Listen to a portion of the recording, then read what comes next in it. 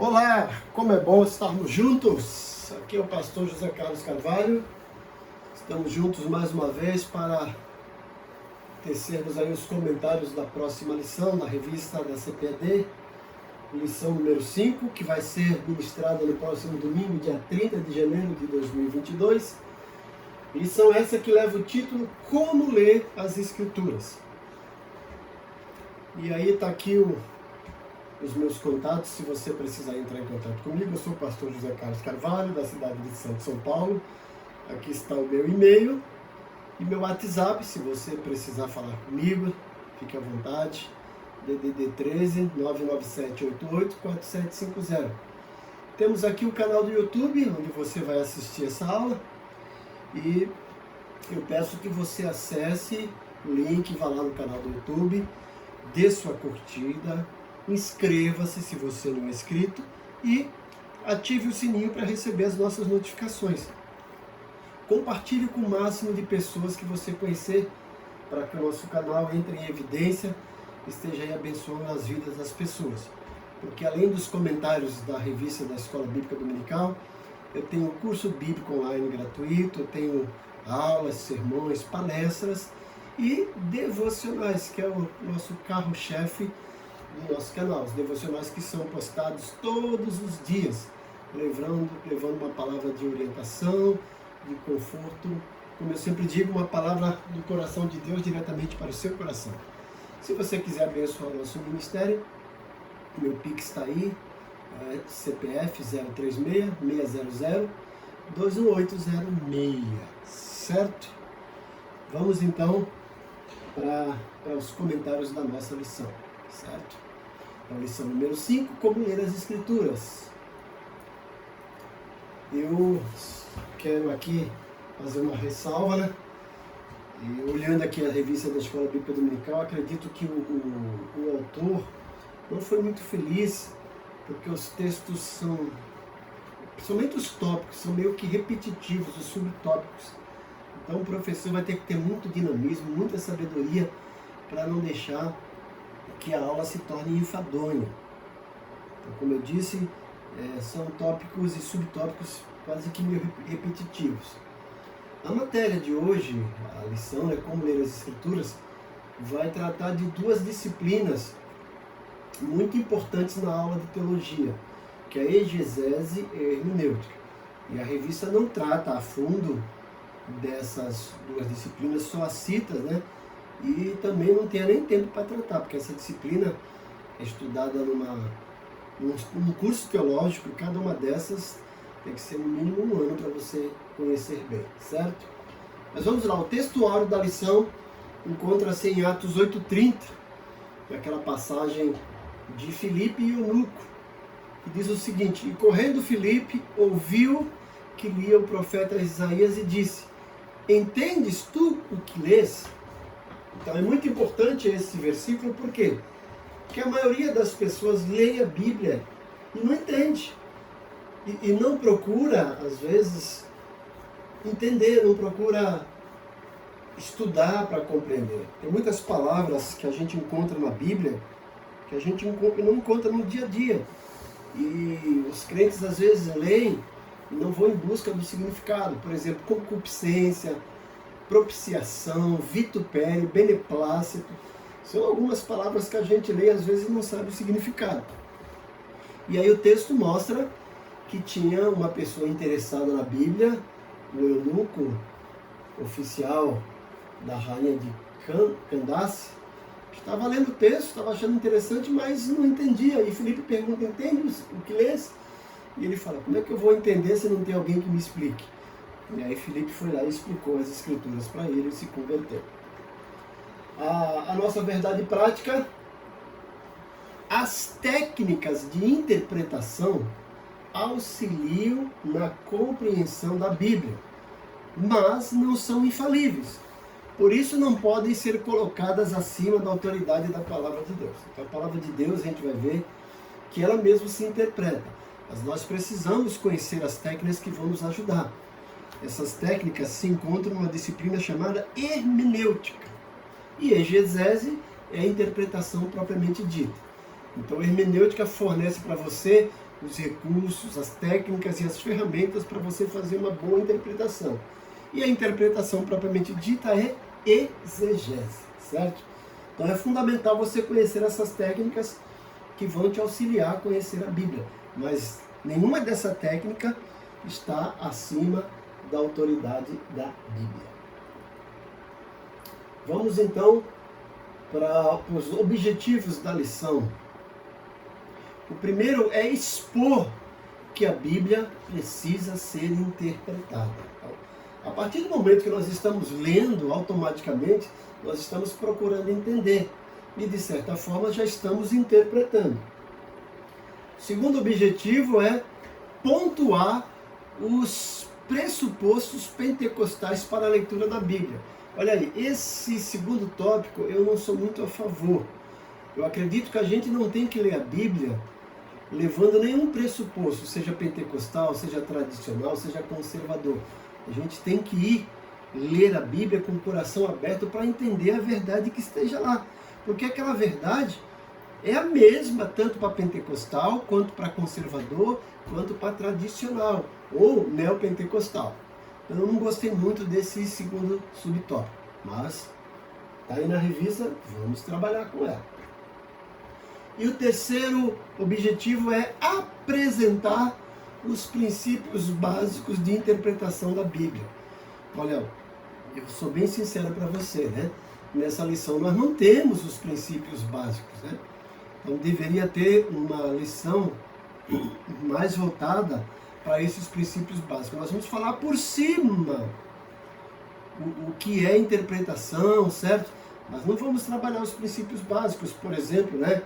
Trabalhar figuras de linguagem, as regras de interpretação que são básicas, não vamos. Mas é interessante que você exponha isso para os alunos, para que eles busquem conhecer esses princípios básicos. Correto? Bom, vamos lá para a nossa motivação. Qual é a motivação que o professor tem, que o aluno tem para estudar essa quinta lição? Bom, ler e interpretar a Bíblia de maneira adequada deve ser o objetivo de todo aluno da escola dominical. Eu diria que de todo crente, certo? Mas um aluno da escola dominical tem que ter uma motivação maior ainda, de ler e interpretar. Ele está ali para estudar. O nome já diz, é uma escola bíblica, uma escola onde você vai estudar a Bíblia, e dominical porque a gente se reúne no domingo, certo? Mas temos aí algumas perguntas, por exemplo, como compreender os ensinos de Jesus nos evangelhos? Como aplicar hoje a mensagem do apóstolo Paulo em suas epístolas? Então, sem dúvida, essas questões nos motivam para a presente lição. Então, o foco aqui é você entender o texto e aplicar na sua vida hoje, no nosso contexto, na nossa cultura e na nossa época. Certo? Avante. Além da motivação, nós temos aqui uma sugestão de métodos. É apenas sugestão, gente. Cada professor deve aí buscar a sua melhor maneira, a sua didática, a sua metodologia de ensino. Mas na revista tem uma sugestão para que você pergunte aos alunos como eles leem a Bíblia. É interessante isso. Você vai ver que muitos deles vão demonstrar uma frustração de que lê, mas não entende, não consegue guardar. Então permita que eles exponham as próprias experiências, e a partir daí você vai ajudá-los de acordo com o desenvolvimento da lição da aula. Aproveite as respostas da classe para desenvolver o primeiro tópico, que tem como título A Bíblia Precisa Ser Interpretada. Principalmente o subponto que diz respeito às limitações dos leitores, né? Todos nós temos nossas limitações, ok? Bom, avante! A palavra-chave dessa lição é leitura. Por quê? O professor tem que estimular o aluno a ler a Bíblia, mas ler de uma forma que entenda, correto? A nossa introdução. Olha, nós já conhecemos a estrutura da Bíblia. E é importante conhecer a estrutura da Bíblia para manejar, para saber onde cada livro se encontra. Mas mais importante ainda é ler a Bíblia de uma forma adequada. Não são poucos os erros e os enganos por causa da má interpretação das Escrituras Sagradas. A gente vê aí muitos erros bíblicos, muitas palavras ou frases e até mesmo ensinos pregados no púlpito que não é a verdade bíblica. Pessoa tirando o texto fora do contexto. Então, por exemplo, a gente vê aí pessoa usando o texto de Jeremias 17,5, maldito o homem que confia no homem. E usa até errado, diz lá, maldito o homem que confia no outro homem. Não tem essa palavra outro. E esse texto não está dizendo que nós não podemos confiar no outro irmão, não tem nada a ver. Mas as pessoas usam isso. As pessoas usam também o versículo de Filipenses 4,13. Posso todas as coisas daquele que me fortalece. E quando você vai ler o contexto, você vai ver que o contexto é totalmente diferente do que está sendo ensinado. Então, portanto, é fundamental que a gente leia a Bíblia de forma adequada e que extraia dela princípios eternos, a verdade dela. Então, por isso temos de dar a devida importância ao assunto que causa impacto diretamente na qualidade da fé de todo aquele que se propõe a ler a Bíblia. E o nosso desejo é que tenhamos sabedoria do alto para ler a Bíblia e compreendê-la adequadamente. A leitura e o estudo das Escrituras são um dever e ao mesmo tempo um privilégio para cada cristão. Por isso temos que zelar pelo conhecimento bíblico e ao mesmo tempo estar conscientes da necessidade de aplicar o texto sagrado em nossas vidas. Porque tem muitas pessoas que já leram a Bíblia diversas vezes, mas o grande problema é a questão da aplicação. Não aplicam o texto nas suas vidas, né? Nós precisamos ler e aplicar. O apóstolo Tiago nos alerta, na sua epístola, capítulo 1, versículo 22, que devemos não apenas ser leitores, simplesmente ouvintes, mas cumpridores da palavra. E nessa lição, nós veremos a importância dos princípios basilares da interpretação da Bíblia. Então, cabe aí o professor estar motivado, cheio de dinamismo e entusiasmo, para passar esse entusiasmo e essa motivação para os alunos.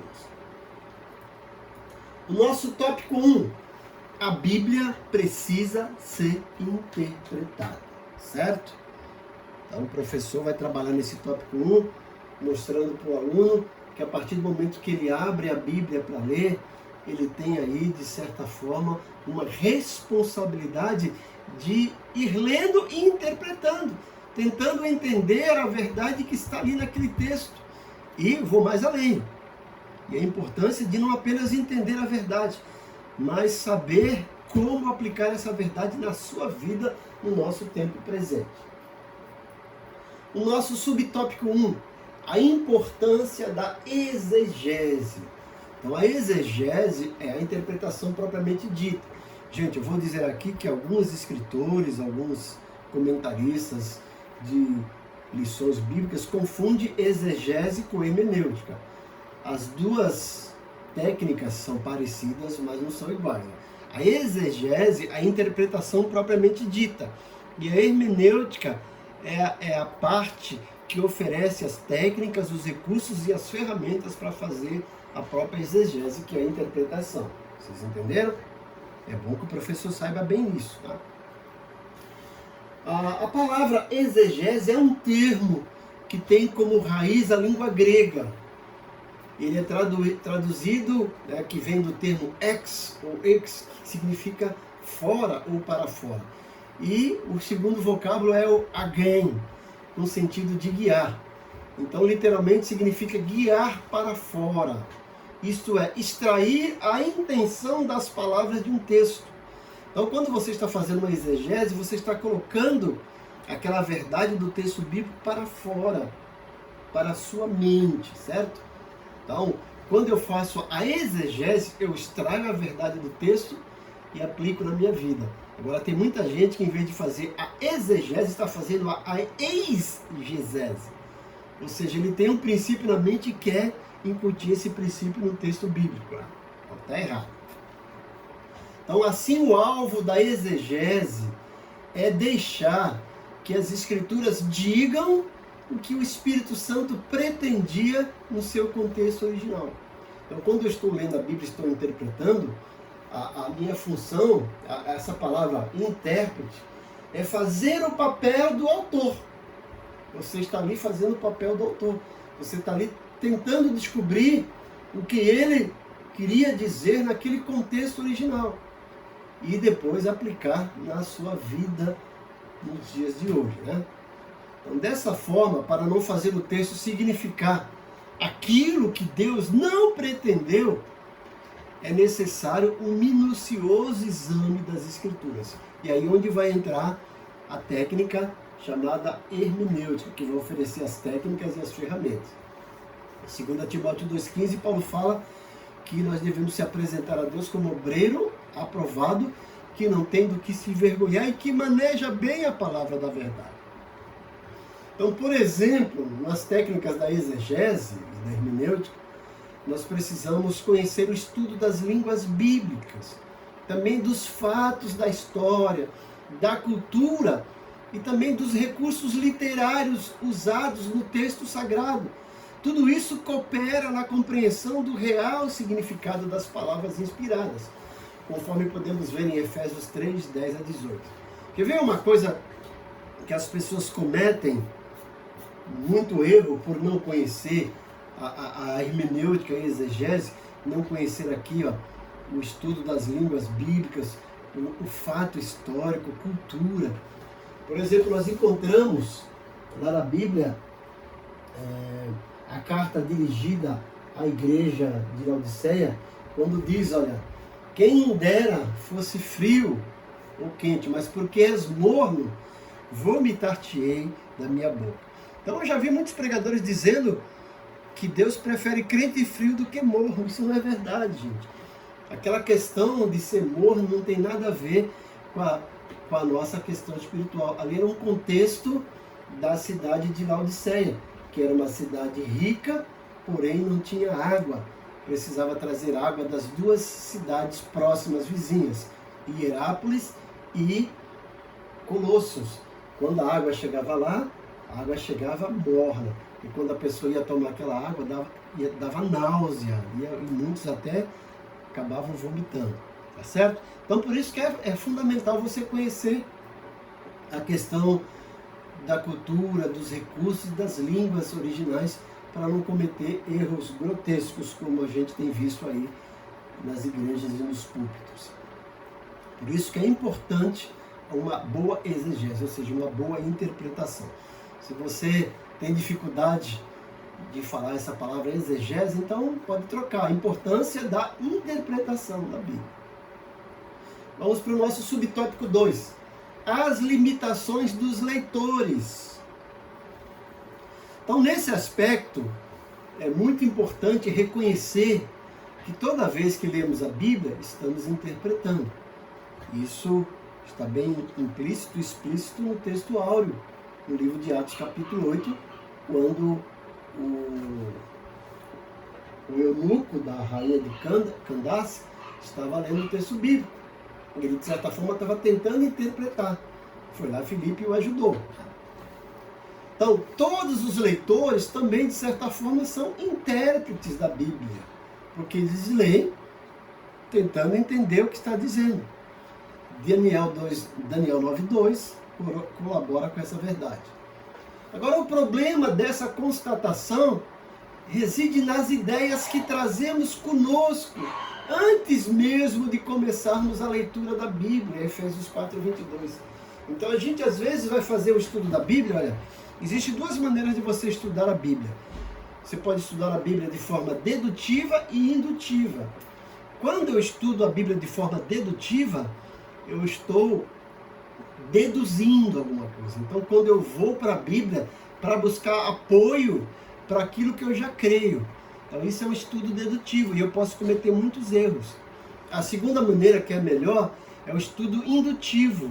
onde que a Bíblia vai te induzir. Você vai estudar a Bíblia com a mente aberta. E à medida que você vai lendo, você vai estudando, você vai aplicando aquilo à sua vida, você vai descobrindo verdades. Você não vai já com a mente pré-concebida, você vai com a mente aberta. A melhor maneira de estudar a Bíblia é de forma indutiva. Eu tenho, gente, um curso bíblico online, gratuito, se vocês quiserem, podem falar comigo. Tem uma apostila também chamada Métodos de Estudo Bíblico, que eu trabalho bastante essa questão, tá? Então, por conseguinte, nem sempre o entendimento daquilo que lemos reproduz a verdadeira intenção do Espírito Santo, conforme podemos ver em 2 Pedro 3,16. Então, em virtude da nossa inclinação pecaminosa, que nos induz ao erro, conforme Romanos 8,7, nós precisamos usar métodos sadios que nos auxiliem na interpretação das Escrituras. Romanos 12,2 mostra isso. Essa é uma nobre tarefa que é atribuída e deveria ser atribuída a todo salvo em Cristo Jesus. Colabora com ele, com essa verdade, 1 Timóteo 4,3 e Apocalipse 1,3. Então, ratificamos que a necessidade da Bíblia ser interpretada acha-se na natureza da própria palavra de Deus. A Bíblia não foi escrita apenas para você ler. A Bíblia foi escrita para que você leia, entenda e aplique na sua vida para sofrer uma transformação, como diz Romanos 12,2, né? Para que sejamos transformados pela renovação do nosso entendimento. Então, mais uma vez, se você tiver interesse em conhecer aí um pouquinho esse meu material, eu tenho ele disponível para oferecer para vocês, né? Tenho aulas online no meu canal do YouTube, são aulas de métodos de estudo bíblico e panorama bíblico. E tenho também apostilas. É só entrar em contato no meu WhatsApp e a gente combina como fornecer esse material. Indo avante, vamos para o item número 3, o subtópico. A natureza das Escrituras. De onde vêm as Escrituras? Qual é a sua essência? Então, nesse ponto, ratificamos que a necessidade de a Bíblia ser interpretada acha-se na natureza da própria palavra de Deus. Nós já estudamos isso, né? O texto bíblico foi escrito em duas línguas distintas, hebraico e grego, né? Algumas porções lá em aramaico. E essa escrita levou cerca de 1.600 anos e foi feita essa escrita por cerca de 40 autores humanos que viveram em épocas e culturas diferentes. Mas como já falamos, né? Todos eles foram guiados, monitorados, supervisionados pelo Espírito Santo. Então, portanto, os textos canônicos, ou seja, os textos inspirados, possuem particularidades que não podem ser ignoradas. Dentre tantas, podemos citar as narrativas, as poesias, as crônicas, as profecias e as parábolas que precisam ser interpretadas sob a orientação do Espírito Santo, observando as regras gramaticais e o contexto histórico e literário de quando foram redigidas, conforme Mateus 5,18. Gente, muita gente comete erro na interpretação de parábolas. A gente precisa entender que a parábola, ela tem uma verdade central, e é isso que a gente tem que descobrir. Eu já vi muita gente ensinando sobre a parábola das 10 virgens, dizendo que as virgens loucas que não têm azeite é o crente sem o Espírito Santo. E as virgens prudentes e sábias que tinham azeite são os crentes cheios do Espírito Santo. Primeiramente, não existe crente sem Espírito Santo. Não existe, né? E aquele texto ali, o azeite não tem nada a ver com o Espírito Santo. Se você quiser, pode entrar em contato comigo que eu explico qual é o teor daquela parábola. Mas a gente vê muitas pessoas cometendo erros por conta disso, né? Traduzindo aí ou interpretando parábolas de maneira totalmente errônea. Essa é uma delas, né? Mas existem outras, como outros textos também. Textos de provérbios, próprios salmos. Então a gente precisa entender que cada livro tem o seu contexto, tem o seu propósito. A gente aprende isso em hermenêutica. Tá? Vamos avante? Então a sinopse do tópico 1 é que as escrituras sagradas precisam ser interpretadas para que todos conheçam o verdadeiro significado da mensagem. Então Deus usou, gente, quer ver? Presta atenção. Quando Deus usou Isaías, ele usou Isaías para escrever na verdade, e aquela verdade foi transmitida na linguagem daquele povo original, na cultura daquele povo original. Quando a gente lê Isaías hoje, a gente precisa entender isso e trazer para a nossa época. A verdade é a mesma, certo? Mas a forma de aplicar pode ser diferente. Então, por isso que eu preciso conhecer as técnicas. Por isso que eu preciso entender que as escrituras precisam ser interpretadas de forma correta, para que a gente conheça o verdadeiro significado da mensagem. Nós temos aqui como auxílio teológico, o autor como fator determinante do significado. Eu vou apenas ler, que isso é apenas mais um auxílio para o professor. Então, o método mais tradicional para o estudo da Bíblia, no entanto, tem sido de analisar o significado como alvo controlado pelo autor. De acordo com esse ponto de vista, o significado é aquele que o escritor conscientemente quis dizer ao produzir o texto. Dessa maneira, a Epístola aos Romanos deve ser interpretada à luz do que Paulo quis passar aos seus leitores quando escreveu, se estivesse vivo. Bastaria que nos dissesse o que desejava transmitir. O significado, portanto, é exatamente o que o apóstolo considerava como tal. Olha, mais uma vez, quando eu estou interpretando um texto, eu estou fazendo o papel daquele escritor. Eu estou tentando entrar na mente dele para entender o que ele quis dizer com aquela palavra para aquele público original. Negar que o autor determina o significado do texto também levanta uma questão na parte ética, a de se estar roubando a criação de alguém. Analisar um texto a parte da intenção de quem o escreveu é como roubar uma patente de um inventor ou uma criança recém-nascida de sua mãe. Ao registrar-se um trabalho sob o nome do seu autor, se está admitindo, pelo menos taticamente, que essa obra a ele pertence. Então, o uso do nosso significado para substituir o pretendido pelo autor é uma espécie de plágio. Um escrito assemelha-se ao testamento. Então isso é o guia, está no material, Guia Básico para a Interpretação da Bíblia, que foi publicado pela Casa Publicadora das Assembleias de Deus. Então, quando eu transmito uma verdade diferente daquela que o autor bíblico quis dizer, eu estou cometendo um plágio, estou cometendo aí uma espécie de roubo literário, colocando a minha ideia, substituindo a ideia original do autor. Por isso que nós precisamos interpretar a Bíblia de forma correta. Avante! Vamos para o nosso tópico 2. Pressupostos pentecostais para ler a Bíblia. Mais uma vez, eu discordo desse tópico 2, tá? Eu sei que todos os que usam essa revista são pentecostais, mas quando eu vou ler a Bíblia não foi escrita para pentecostal, a Bíblia não foi escrita para tradicional e a Bíblia não foi escrita para conservador. A Bíblia foi escrita para todos. Nós temos que ir com a mente aberta, porque não existe na Bíblia uma verdade pentecostal, uma verdade conservadora e uma verdade tradicional. Existe uma verdade de Deus, certo? Eu não gostei muito desse subtópico, desse tópico, mas eu tenho que comentar, porque está na revista de vocês, tá bom? Mas estou colocando aqui minha opinião. Vamos aí para o nosso subtópico. A autoridade da Bíblia. Então, uma das marcas do pentecostalismo é o seu compromisso inegociável com as Escrituras. Eu falo que isso não é só do pentecostalismo, não. Os batistas também levam a sério as Escrituras. Acredito que todas as denominações sérias têm esse compromisso inegociável com as Escrituras. Não é só uma questão dos pentecostais, não. Cremos na inspiração divina, verbal e plenária da palavra de Deus.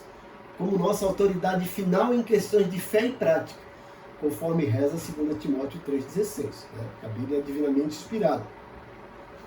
Portanto, ao ler o livro sagrado, a Bíblia, temos como pressuposto sua inerrância e sua infalibilidade. Ou seja, a Bíblia não tem erro e ela não tem falhas.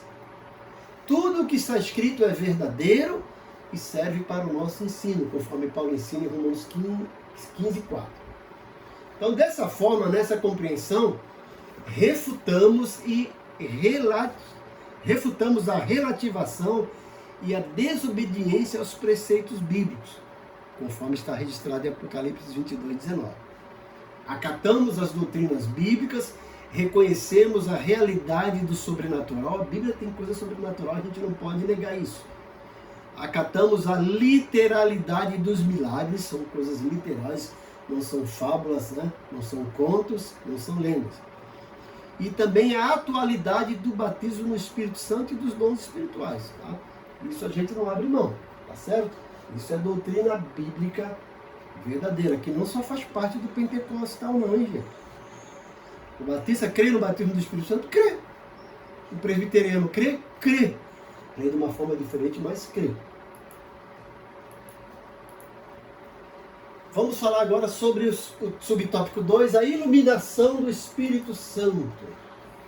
Então, a doutrina da iluminação se refere à atuação do Espírito Santo na vida do crente, que o capacita a discernir as verdades da palavra de Deus.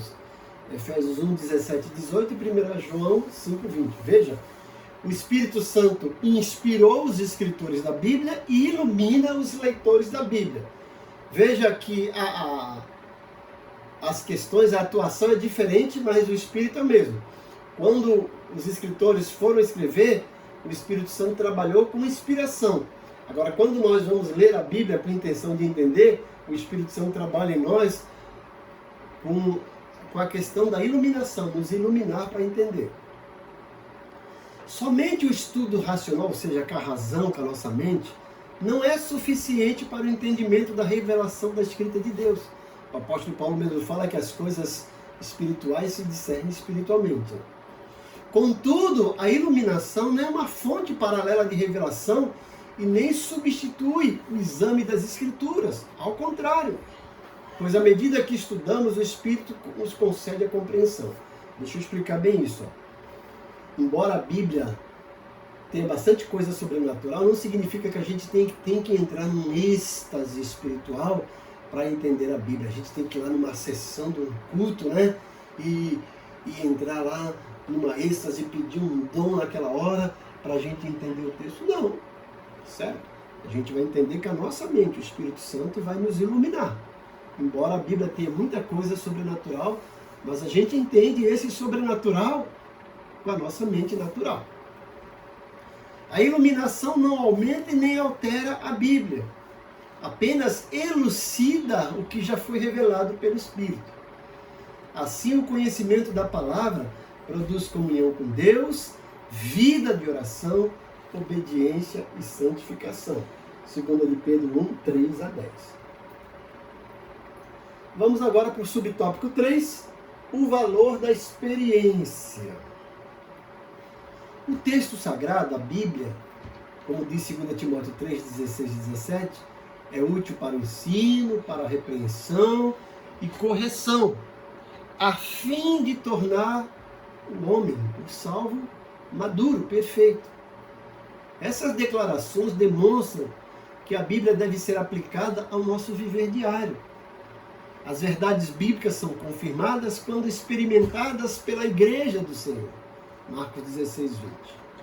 Nesse aspecto, por exemplo, cremos que o livro de Atos não apenas descreve a experiência pentecostal da igreja primitiva, como também a torna válida para os nossos dias. Atos 2, de 1 a 4 e 38, 39. Olha, mais uma vez, gente, a gente precisa olhar para esse texto de Atos com calma, para não cometer muitos erros como estão sendo pregados por aí, certo? A experiência de Atos, capítulo 2, Deus não deixou registrada só para os pentecostais, não. Deus deixou registrada para os pentecostais, para os conservadores e para os tradicionais. A experiência é única, agora a gente precisa entender como está lá. Se você quiser também, eu posso trabalhar esse texto com você, que eu vejo muitas igrejas colocando aí no seu estatuto, a sua declaração de fé, usando esse texto e não prestou atenção exatamente no que ele diz. Tá? Então, a gente tem que ter muito bom senso e ir por texto de mente aberta, como eu falei, fazer um estudo indutivo, não dedutivo. Tá? Ressalta-se, porém, que nem a experiência, nem a tradição da igreja podem estar acima da autoridade bíblica. Somente a Escritura é que pode autenticar e até mesmo corrigir a experiência ou a prática da igreja, caso seja necessário. 2 Timóteo 4,2. Deixa eu fazer aqui um parênteses. Talvez tudo isso que eu estou falando, vocês possam estar me achando de que eu sou contra o dom de línguas, de que eu sou contra o batismo do Espírito Santo. Não, gente. Eu nasci numa igreja pentecostal, hoje sou batista. Eu tive uma experiência com o Espírito Santo, ainda tenho. Eu tenho o dom de línguas e acredito que a experiência com o Espírito Santo e o dom de línguas são válidos até hoje. Tá? Agora, como eu disse, tem muitas igrejas, muita gente fazendo uso errado desse texto de Atos 2. Tá? Eu tenho uma apostila que vai estudar a pneumatologia, a doutrina do Espírito Santo, que eu trato todas essas questões aí. Se quiser, é só falar comigo, tá? Eu não estou aqui demerecendo a doutrina pentecostal, de maneira nenhuma, tá, gente? As pessoas brincam comigo que eu era pentecostal batista e que hoje eu sou batista pentecostal. A nossa sinopse 2, a Bíblia é a autoridade final. O Espírito Santo nos auxilia na sua compreensão e a experiência confirma as verdades bíblicas. Foi o que nós estudamos até agora nesses 3 subtópicos do tópico 2. Dando sequência, vamos um pouquinho para o auxílio teológico, que vai falar sobre os tipos de autoridade religiosa. Então, a autoridade canônica, ou seja, a autoridade que trabalha com a inspiração dos livros, a canonização, sustenta que as matérias bíblicas contidas no cânon das Escrituras, dos livros inspirados, são a revelação autorizada de Deus. A Bíblia tem uma mensagem clara e definitiva para as nossas crenças e para o nosso modo de vida. Os proponentes dessa opinião afirmam que, primeiro, a Bíblia é autoridade em virtude de sua autoria divina. E segundo, a Bíblia fala com clareza a respeito das verdades básicas que apresenta. Todas as questões de fé e conduta estão sujeitas à autoridade da Bíblia, de modo que os itens da crença teológica devem ou ter apoio bíblico ou ser repudiados, isso de forma explícita ou implícita. Continuando, a experiência como autoridade. A primeira fonte interna da autoridade é a experiência. O indivíduo relaciona-se com Deus no âmbito da mente, da vontade e das emoções, né? Nas suas 3 áreas aí. Considerando a pessoa como unidade, os efeitos experimentados nos demais, quer subsequente, quer simultaneamente. De fato, a revelação de Deus tem o seu efeito na totalidade da pessoa humana. Porém, não é fidedigna à experiência isolada e que se arvora como fonte de autoridade para mediar a revelação de Deus. Então, embora eu tenha a minha experiência, eu não posso usar essa minha experiência acima da Bíblia, tá, gente? Todas as experiências têm que ser avaliadas à luz da Bíblia, e não a Bíblia ser avaliada à luz da nossa experiência. Mais uma vez, ó, toda a experiência que o ser humano tem, isso é válido, Deus permite, mas todas essas experiências precisam ser avaliadas à luz da Bíblia, e não avaliar a Bíblia à luz da nossa experiência. Eu não posso jamais ter uma experiência com o Espírito Santo que contradiz o que a Bíblia deixou escrito. Se eu tiver uma experiência, se tiver alguém com uma experiência, né, deixa eu corrigir isso melhor. Se tiver alguém com uma experiência E aí falou que teve um encontro com o Espírito Santo e trouxe uma nova revelação. E essa suposta nova revelação não condiz com o que a Bíblia diz. Olha, eu não tenho medo de dizer, não é o Espírito Santo. Pode ser algo da carne do indivíduo ou algo demoníaco. Porque Deus jamais vai passar por cima da sua palavra. Tá? Então, a experiência tem que ser avaliada com a literalidade da Bíblia. A Bíblia é a autoridade final para nós, não as nossas experiências. O nosso tópico 3, regras básicas de interpretação. Como eu falei, ó, aqui não vai ter todas as regras básicas, vai dar uma pincelada, tá, gente? Isso a gente aprende numa disciplina chamada hermenêutica. Bom, a primeira regra básica da hermenêutica é que a Bíblia se interpreta. A Bíblia é sua própria intérprete. Isso é fundamental, né?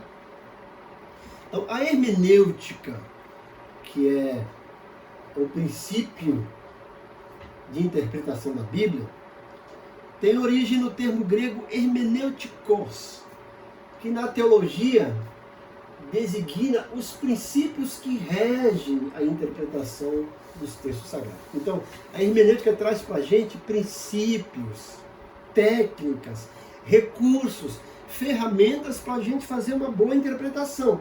Lembrando, interpretação não é hermenêutica, interpretação é exegese. A hermenêutica oferece as ferramentas técnicas para fazer uma exegese ou uma interpretação. Martinho Lutero, o grande reformador da igreja, desenvolveu a máxima de que a Escritura tem de ser interpretada e entendida por si própria, baseado em Isaías 8:20. Significa que devemos estudar a Bíblia seguindo o método pelo qual uma parte do texto auxilia na compreensão do outro texto. Então isso chama-se contexto, tá, gente? Essa afirmação é legítima, porque a coesão da Escritura é o resultado de um único autor divino, ou seja, o Espírito Santo, Deus ali através do Espírito Santo guiando os autores humanos. Provérbios 30, versículos 5 e 6. Embora esse método seja legítimo, o estudante das Escrituras precisa do auxílio de regras básicas para uma correta interpretação. Então eu preciso entender quando um texto é literal, quando é figurativo, quando aquilo é uma opinião, não é uma verdade absoluta. Então algumas coisas a gente já usa no nosso dia a dia. E a hermenêutica nos ajuda nesse entendimento. O nosso segundo tópico, princípios de interpretação da Bíblia. Dentre os princípios gramaticais, históricos e literários, enfatizamos que o texto bíblico tem sentido único e sempre que possível deve ser interpretado literalmente. Ou seja, eu tenho que quase que sempre ler a Bíblia como está escrito, usar o texto de forma literal. Nesse aspecto é preciso tomar cuidado com as expressões de uso simbólico e alegórico que a gente usa no dia a dia, né? Hoje a gente fala assim, a lua me disse, né? A lua não diz nada, a gente usa isso na linguagem poética, na linguagem do dia a dia, certo? E na Bíblia também. Então, por exemplo, Cristo disse, tomai e comei, isso é meu corpo. Mateus 26, 26. Então, não era verdadeiramente o corpo de Cristo. É o sentido alegórico, né? Simbólico. Então, esse texto mostra que o corpo aqui não está no sentido literal, mas no figurado. Outra coisa que a gente vê, né? Por exemplo, João Batista, em João 1:29, ele aponta para Jesus, para os seus discípulos e diz, ó, eis o Cordeiro de Deus que tira o pecado do mundo. Jesus não é um cordeiro literalmente, é figurado, né? No sentido ali simbólico, né? Então, outro princípio refere-se ao contexto, isto é, analisar os versículos que precedem e seguem o texto que se estuda. Diz a máxima que texto fora do contexto é pretexto. Então, por exemplo, a gente pega Filipenses 4:3, eu vejo muita gente dizendo, você é um vencedor, você pode todas as coisas naquele que te fortalece. Gente, apóstolo Paulo, em Filipenses capítulo 4, ele fala assim, ó, eu sei estar em necessidade, sem passar fome, sem viver em abundância, eu posso todas essas coisas naquele que me fortalece. Então, não é que você pode fazer tudo que você é gigante espiritual, não. Você pode passar fome, você pode passar perrengue, mas também você pode ter uma vida em bonança. Você pode tudo isso na força do Senhor. É isso que Paulo está querendo dizer. Então, gente, desse modo, observado esses princípios, a Bíblia precisa ser interpretada no todo. Nenhuma doutrina pode basear-se em um único texto ou em hipóteses particulares. Veja 2 Pedro 1,20. Então eu preciso analisar o texto, tá? Dentro do seu contexto. E nosso terceiro subtópico, os perigos da hermenêutica pós-moderna, né? A gente usa essa expressão pós-moderna porque dá a ideia que a moderna já não é mais moderna, já é velha, né? Já é antiga, né? Mas é uma terminologia que é usada hoje, né? Nossa ortodoxia, ou seja, a nossa verdade doutrinária, refuta, ou seja, não concorda que todo e qualquer método que nega a inspiração verbal e plenária da Bíblia e sua subsequência autoridade. Então, a Bíblia é a palavra de Deus e foi inspirada de forma verbal e plenária. Não foi aí, Deus não escreveu tudo assim de forma alegórica, por simbolismo, não. Tá? Assim sendo, o intérprete não pode criar outro cânon, outros livros, outra verdade dentro do cânon bíblico, ou seja, não cabe ao estudante fragmentar ou relativizar os textos inspirados. Não se pode empregar métodos subjetivos focados no leitor em prejuízo do texto e do autor bíblico. Ratificamos que as experiências devem ser submetidas ao crivo das escrituras sagradas, conforme a posição dos bereanos em Atos 17:11. Paulo foi lá, pregou, e a Bíblia fala que os bereanos foram nobres porque foram examinar as escrituras para ver se o que Paulo estava dizendo era verdade. Por fim, reconhecemos que as técnicas hermenêuticas não são infalíveis. Durante o processo de aplicação dos métodos interpretativos, necessitamos mais do que nunca da iluminação do Espírito Santo. 1 Coríntios 2:12. Mais uma vez, porque o Espírito Santo que guiou, monitorou e supervisionou os autores humanos da Bíblia é o mesmo que vai nos ajudar, nos monitorar, nos supervisionar na iluminação para entender o texto bíblico, certo? Chegamos aqui ao final, a nossa sinopse 3. A Escritura é a sua principal intérprete. Assim sendo, o uso da hermenêutica, a iluminação do Espírito auxiliam na correta interpretação. E a nossa conclusão, gente, a Bíblia Sagrada deve ser lida e interpretada. Nesse mistério, nesse caso, somos auxiliados pela exegese e pela hermenêutica. Contudo, nenhuma das técnicas de interpretação estão acima da autoridade da palavra de Deus. O que a igreja crê e professa deve ser interpretado à luz da sua própria escritura. E como aplicação aqui, a gente termina dizendo: desafia os alunos a lerem a Bíblia de maneira metódica e sistemática, de acordo com os pontos apresentados na lição. Se for o caso, proponha à classe um plano de leitura anual e estabeleça metas para cumpri-lo durante o ano. Então, o professor pode estimular os alunos a ler a Bíblia, assim, mostrando para eles, se eles lerem 4 capítulos por dia, isso ele vai fazer em torno de 3 a 7 minutos. Em menos de um ano ele consegue ler a Bíblia toda. Bom, cheguei ao final, gente. Mais uma vez eu quero dizer para vocês, né, que essa matéria trata um pouquinho de hermenêutica e exegese, simplesmente cita, né? Mas existem vários princípios de interpretação da Bíblia que a gente precisa estudar. E o professor deve estudar e deve orientar os seus alunos também a estudar. Fazer um curso aí, dá para fazer até online, de hermenêutica, métodos de estudo bíblico e exegese. Mais uma vez, eu tenho um curso bíblico online gratuito, de método de estudo bíblico, que eu trabalho um pouquinho essa questão. Tem uma apostila de método de estudo bíblico, tem uma apostila de hermenêutica.